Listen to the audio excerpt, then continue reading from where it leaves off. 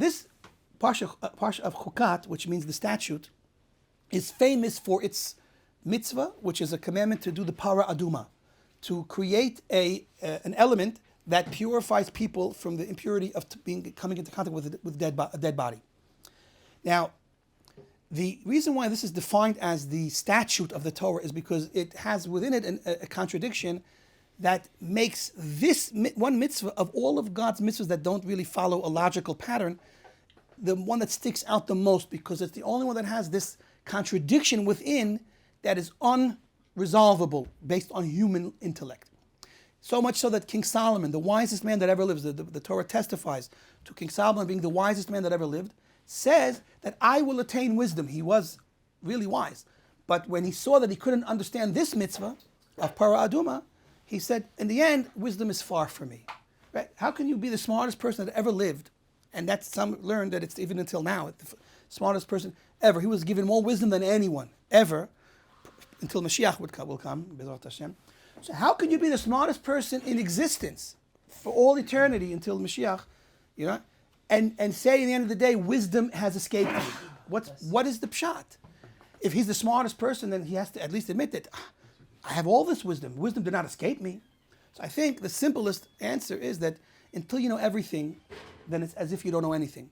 Because until you have that last piece in this puzzle of creation and life, then that piece is missing and you don't have a puzzle. You have an empty piece. What's the value of a puzzle, beautiful puzzle with, we'll say, 613 pieces? Everyone will understand the connection. So you have a puzzle with 613 pieces. It's priceless. But we have to put a dollar amount on it. It's worth $1 million, $1 billion. This beautiful 613 piece puzzle, right? And what if you only have 612 and you're missing one piece? How much is it worth? It's not worth one of 613. It makes the whole thing worthless on some level. Because if you don't have it all, then it's as if you have nothing. And King Solomon is so wise, let us learn this lesson from him. That until you know everything, then it's as if you know nothing. Okay? Now, you know less of nothing than the guy next to you that knows less than you. So relatively speaking, within the world, as we relate to one another, so then obviously he knows more nothing than I know, because he knows less than me. If I worked it out in the reverse way of saying it, basically, obviously he knew that he was smarter than everyone else. But ultimately, when we're talking about pure wisdom, divine wisdom, which is infinite, so he saw that I don't have it.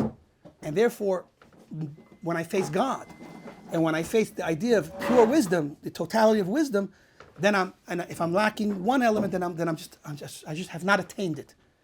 But I know more than the guy that's behind me. And so we're not meant to be foolish. We know what we know.